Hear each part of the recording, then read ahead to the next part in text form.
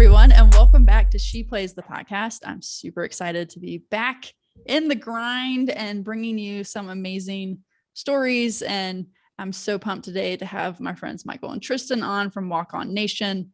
A quick little intro. WalkOn Nation was founded by these two guys who were UCF football student athletes. They saw and still see the huge void in holistic development of athletes across the country. Year after year, they saw how unprepared their teammates and fellow student athletes were entering and leaving college. WalkOn Nation was created to redefine athletic identity, to ultimately empower student athletes to allow their platform to enhance them, not define them. And I love it. I met you guys through Game Plan U. Shout out to the Game Plan U fam.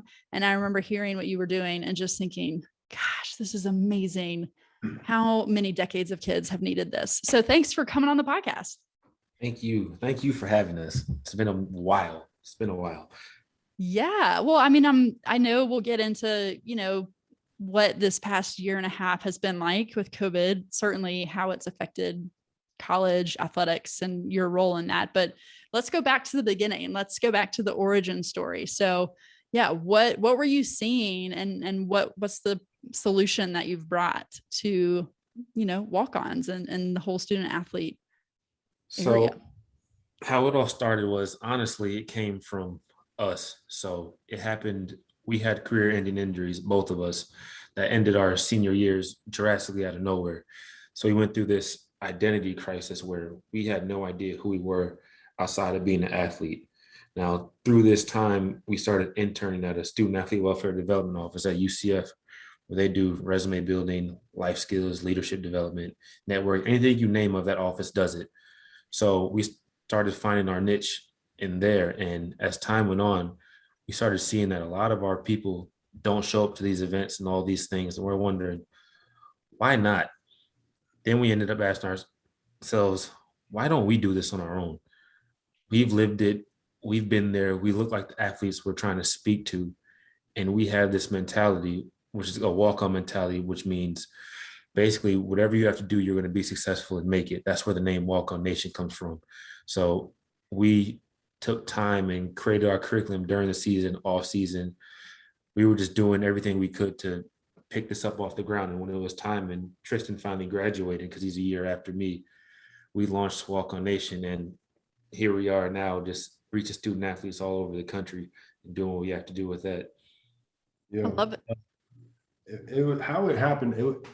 I love it because it was so organic. It wasn't like Henry's like, let's start a business. Like let's do this. Let's be entrepreneurs, right? It wasn't like that.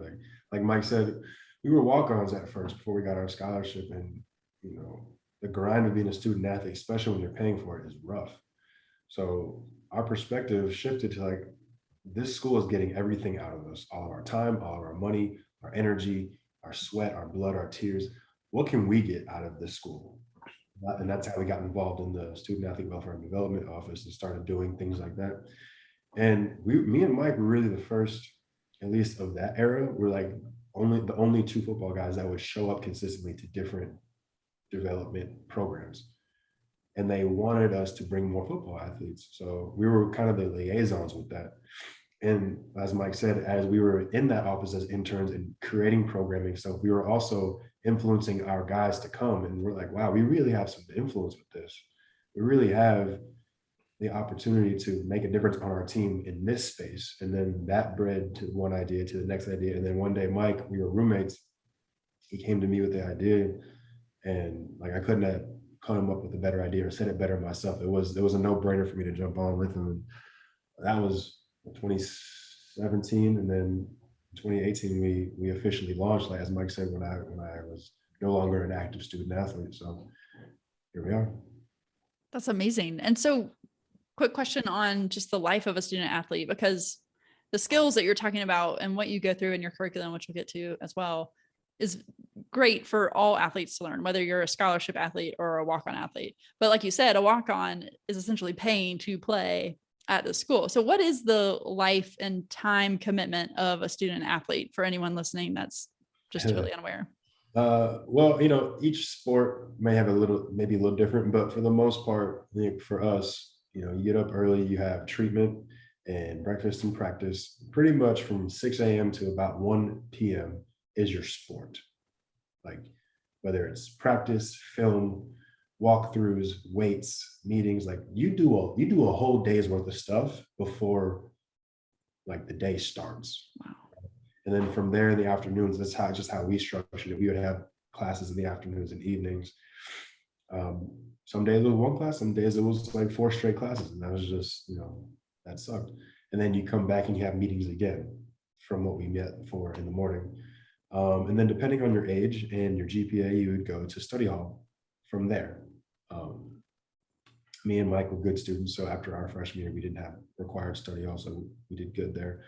And then from there, depending on what time you get out of evening classes or study hall, you do your homework or you study, you watch more film, you socialize a little bit if you can, you do what you gotta do, but you still gotta eat, you still gotta clean your room, you still gotta go get gas, you still have life to take care of, you know what I'm saying? So it's definitely a balance you have to figure out. So take us through, if you don't mind, take us through the curriculum that you guys, what you want to share, obviously, like you're worth paying for to come speak to a school, but yeah, what are maybe like the things that you're most passionate about students learning? Because you're right, like an injury could ruin anyone's future they think they have, and it's even slim college to pro anyway, right? So yeah, what are some of the things that you were definitely like, oh, we gotta start sharing this? Yeah, so we do it in like a pillar system, so everything builds off each other. So our first thing we focus on is identity. Now, when we talk about identity, we're talking about who are you as a person outside of an athlete. So we dive in the ins and outs of what that means, dive in mental health, all these other things. Then from there, we go into core values and who do you surround yourself with, and what are your actual values that you want in life? Not that what the team gave you, not what your parents gave you, but what do you stand for as a person? Then from there, we go to brand building. Now, when people think brand building, they think social media, all these other things, networking. But we don't tackle that until we tackle what their purpose is and what legacy they want to leave behind. Once we tackle that, you can go do an elevator speech to anybody because you know who you are. So those are the pillars we build off of when it comes to our curriculum. That's a very quick synopsis without charging you for giving you anything. Yeah. Yeah. Thanks for the freebie. Yeah. Well, and how amazing. Like, again, not even athletes need to go through that. I feel any person needs to go through that. But yeah, what's the pressure like in the college realm? And I'm sure, like you said, it'll differ per school as well as per sport, right? But like, what's that mental environment like? I guess I'll ask. It's tough. Me and Mike had a unique experience playing for UCF. We're good at football, but we had a year where we went 0-12. And then 2 years later, we went 13-0. And we had a streak, we won 25 straight games. And for the most part, it was the same athletes. But to what Mike was talking about with the identity, it's a big mental game because your peers, the other students on campus, your professors, people at the local publics, anyone who finds out you play football, like they treat you differently based on if you win or lose, based on how many touchdowns you get, how many yards you get, how the team is looking, things like that, etc. That's why it's so important for like our main pillar, our first pillar is identity. Know who you are first, what you stand for, because the rest is just noise, and you can't really pay attention to it because it doesn't stop, because you're expected to perform in the field, you're expected to perform in the classroom, you're always at a higher standard than everyone else automatically off rip, right? And socially, you're supposed to conduct yourself in a way, again, that's above everyone else because you're under that microscope as a student athlete. So mentally, it can be a lot because you feel like you have to be perfect all the time. But that's also something we try to combat as well. We're all human, we all make mistakes, and this is how we can move ourselves. Yeah, and to piggyback on what Tristan says, being an athlete, a lot of the time, the culture depicts how we look at ourselves. So if, like Tristan said, our school's doing great, we think of us as the big man on campus. We look at ourselves as big time. If we suck that year, which we did, we thought of ourselves as low lives. I can tell you, we were 0-12. You didn't see me with one piece of gear on ever. No one knew I was on the team because I didn't even want to hear it because I would feel less of a person than I actually am. So the mental piece of being an athlete, sometimes you feel like a superhuman, sometimes you feel like less than a human. And there's never really that in between point where I just feel normal. You don't truly feel normal until you're out the game. And when you're out the game, if you're not taught the right things, you feel lost. So that's where our curriculum comes in and helps that, because it's either you're an athlete or you're just a lost human being in limbo. And that's what we don't want. And that's what we've seen time and time again with all of our teammates.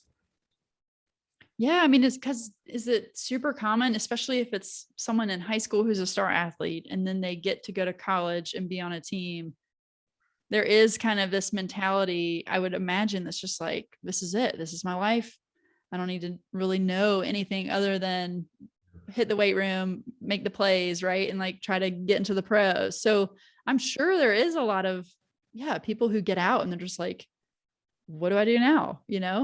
Have you had any stories of people that, like you met them, they were in that spot? And I mean, I know your program is actually for current athletes, correct? Mm-hmm. Yeah. But yeah, I mean, is that like drawing from inspiration from your friends or like for yourselves as far as what are we going to do?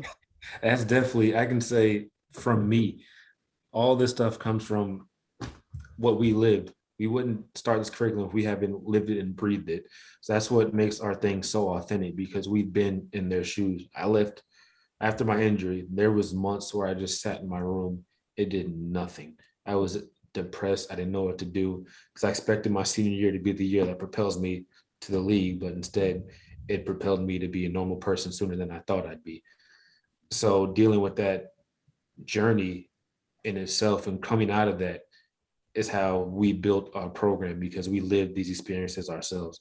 So that's, to answer your question, that's the experience where we get it from. It's just us. It's our lives.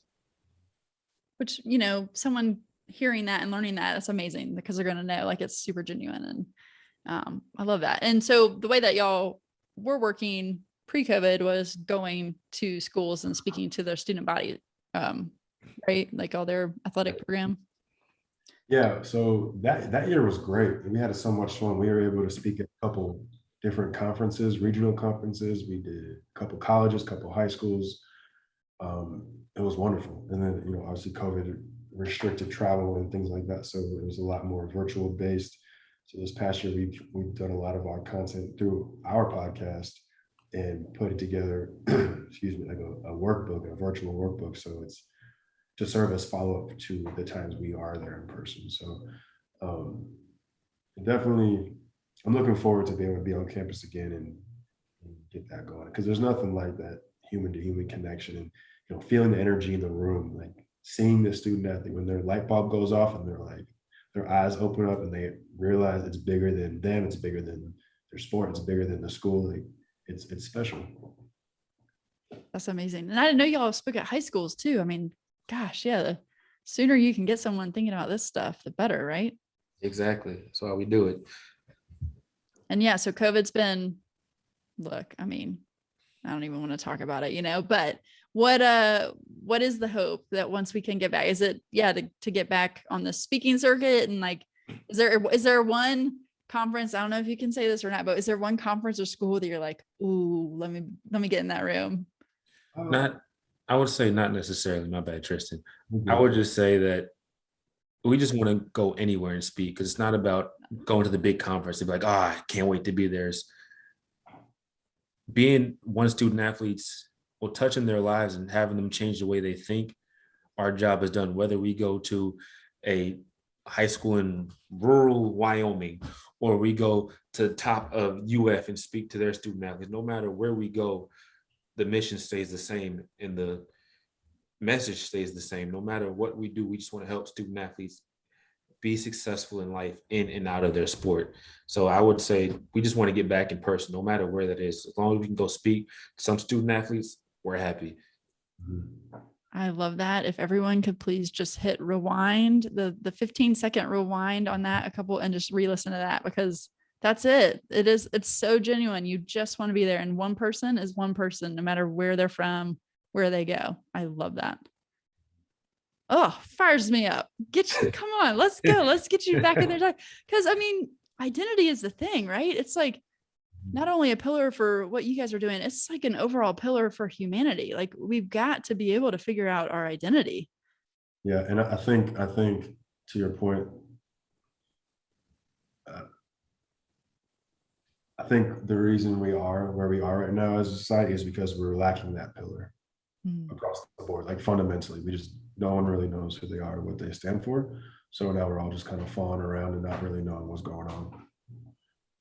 Very true. That's some deep stuff right there. Ooh, yeah. Oh man.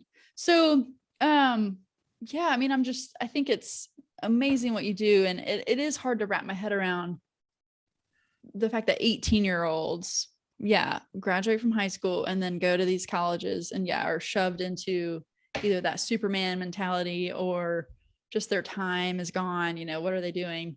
It started to make me like super uncomfortable actually watching college sports and hearing people like boo. And I'm like, they're 18 years old. Like, come on, you're a grown man. Quit hating on an 18-year-old, Yeah, and now this year with NIL coming into play too, like it's another layer of pressure, stress, expectation. So it's even more critical to learn your athletic identity and figure out who you are, because no Nike check or local brand giving you some money to do whatever, that's not your value. Like that's a byproduct of you being a student athlete, but that's not you. But these 17, 18-year-olds are coming into college and getting money thrown at them, getting opportunities thrown at them, and they're like, man, I don't even know what my classes are this semester yet. Like I'm still struggling with this mentally. I'm still struggling with, there's so many layers to it, so it's I just gotta pray for them, because I couldn't even imagine right now being a freshman in college. Like there's on top of a COVID year, transfer portal, like there's just a lot of stuff going on that we're uncertain of. So yeah, I mean, I think there's still so many high school systems that don't teach basic financial information, right? Like how to balance a budget even, let alone, and then they're all going out and I mean, they could sign their life away to something terrible for them, And I think every college it's up to the college, right? To train, like teach the athletes what to do in NIL. Like it's kind of up to the coaches, and that's like a whole nother thing. They don't need it on their plate. It's just crazy. I think that's it's a big disconnect, because even our generation, we're not old folks, but like everything that just happened with this generation, we didn't have either. So it's hard for these coaches to teach it or talk about it, and they have no idea what's going on. They're learning with the students, but the students are the ones getting the perks from it. So I think it's without the proper education and guidance, it can get real messy. And I feel like there's going to be a lot of issues come tax season next year and the year after that for these student athletes that don't know nothing about tax and earn wages and stuff. Like I just hope there's proper education behind that on how to handle it, how to budget. And I would say, outside of what Tristan said, the point you brought up, actually, I think coaches to a degree may not even want to bother with the NIL, because you're taking the distraction away from the game now. Because now, instead of watching film and getting better for the next week's game, you're worrying about the next sponsorship you're trying to get. So in a coach's eye, they can really not care about NIL because it takes away from what the team is doing. So this is a tough spot to be in. Honestly, we've talked about a little bit before. I feel like NIL might be a blimp in 2 or 3 years, because it's happened before, just under wraps. Like the top players always got money, boosters help the top players, and everyone else just got nothing or the scraps. So I think in 2 or 3 years, it'll be a blimp unless they regulate and change rules. But the way it is now, I don't see it lasting for too long. Well, and I mean, I know it's going to, I think it will change female athletics. Like I think female athletes are going to really potentially benefit from this. But yeah, it's almost like, oh my gosh, yeah, we need you in every high school now, because they're going to, start recruiting based on NIL and like all that stuff. So it is just so important that they know who they are and don't sacrifice who they are for a quick fix or a quick dollar, which is super tempting. I mean, we were all there. That would have been so tempting to walk into. Yeah, I ain't gonna lie, I feel like a little left out because so my first year playing college football was the year they took away NCAA video games. I was real mad about that. Mm, Like I was really excited to be on a video game. That first year they took it away, and now being 2 years removed, now we can get paid to do it. Um, which I guess for me is a little different because up until I got my scholarship, I was working 3 jobs anyway, so I was getting paid. It was just not in the way I would like to be, you know. yeah. My goodness. That's amazing though. 3 jobs. Talk about time management. Man. It was brutal. It was brutal. It was not pleasant to be around. I'll say that. Mm.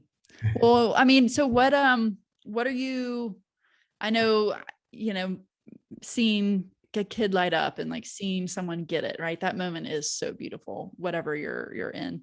Is there anything in particular that you're like really missing and like can't wait to get back out there to do or speak on? Pretty much what you just said is seeing it click in a student athlete saying like, wait, I'm so much more than an athlete. There's so many other things I can do. I'm a brother, I'm a leader, I'm all these other things. I'm a sister. Sometimes I'm a mother. There's so many things that athletes miss out on. And just seeing that switch flip and you can see their eyes light up and they get more engaged. That's what, at least in my opinion, I'm missing the most, is just to be able to engage and just have a conversation with athletes, because that's what makes our curriculum so unique. There's no PowerPoints or anything that we do. We're just active listening, some worksheets, and we're just talking. We're not coming in with the mentality of we know everything, we're the experts. We're telling you. We're just having the conversation. You learn from us, we learn from you.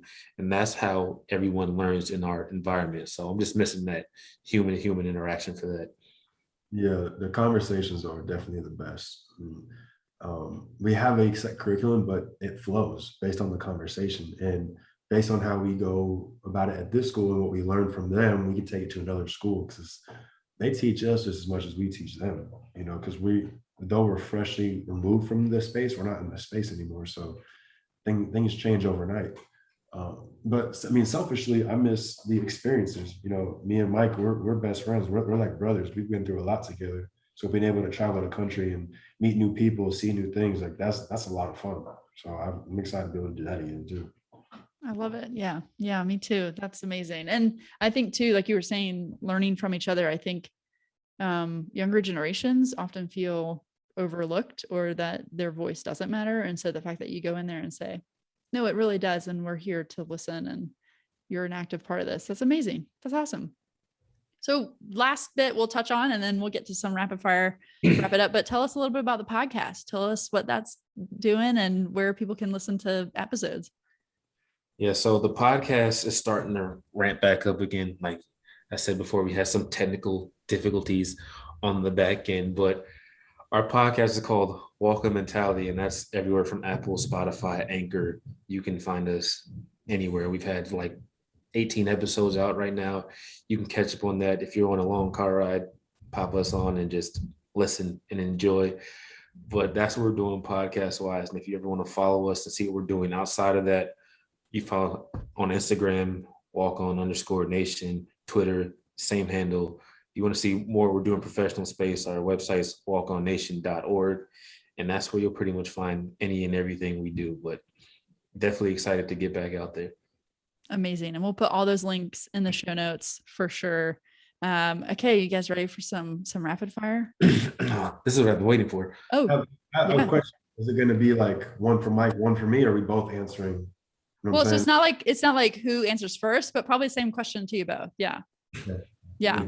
My whole life, actually, I've been waiting for this. Oh, you're stretching. Okay, I'll get a little too. Okay. Favorite Gatorade flavor? Orange. Blue. Like the light blue, like the Glacier Freeze. Blue. Okay. Either one. Cool. Favorite stadium that you played in? I think I have a tie. Mercedes-Benz Stadium and then the Big House at Michigan. You played in both of those? Yeah, we did some stuff. We did some stuff. That was fun. My favorite stadium was in Dublin. We went to Ireland to play. So what? Yeah. Oh my goodness. Surprise. I need some stories next time we're all together. We do some things over here. That's amazing. Tristan, by the way, have you been to an Atlanta United? Well, no, it's COVID. My gosh, but Atlanta United and Mercedes-Benz. They still have them. They're still going. I have not been yet, but I've heard like the energies. I've heard it's amazing. Pretty much up until this year, the Hawks were so good. That was like the most live sports team in Atlanta. Nice. So. Nice. Yeah. Favorite sport outside of like, if you could be a like really amazing athlete in any other sport other than football. You ready for this? Badminton. For both of you? I love it. Amazing. We're a doubles team. Yeah, we're a doubles team. That is awesome. Oh, I love it. Okay. Favorite sports movie ever? Ooh. Yeah, there's a lot. Favorite sports movie? I'll say Longest Yard. Oh, with Adam Sandler, not Burt Reynolds. I'm gonna go for now just because I keep thinking about it. Miracle. Oh, good one. Okay. Super. Okay. If I put you on the spot, I'll just cut this out. No worries. No pressure. But favorite female athlete? Current or of all time? Yeah. Oh, okay. Oh. Sue Bird. Oh, God. Yes. I'm gonna go with Serena. Serena. Awesome. Yeah. Very cool. Well, I think this is my last question. This is the one that I always ask. It's my favorite question. And I haven't been able to ask someone this in over half a year. So here we go. If you could get free tickets for life to any sporting event and you get the tickets every time it happens. So it's like you want the World Cup every 4 years, you got tickets. You want NCAA men's Final Four, women's Final Four, you get tickets every year. What are you getting free tickets for? The Olympics have tickets? Yeah, you can get Olympics. Cool, Olympics. I see all the sports I want. Amazing. Winter or summer or both? Summer. I would do. I don't want to copy the Olympics. Do your own thing. I would have tickets to it. It would probably be the NBA Finals. Nice. Every year, courtside. There you go. Good stuff. Well, thank you both for coming on. I really appreciate it. And like I said, we'll put all the links in the show notes and definitely check out WalkOn Nation. Give them a follow. You guys are awesome. And what you're doing is truly remarkable and life-changing for folks. So keep on doing it. Appreciate it. Thank you for having us. It's been a pleasure catching up. Haven't seen you in years. It's literally been years. So. It has. Hopefully soon we'll be back in the same room. Definitely. All right. Well, y'all have a great night. Same to you.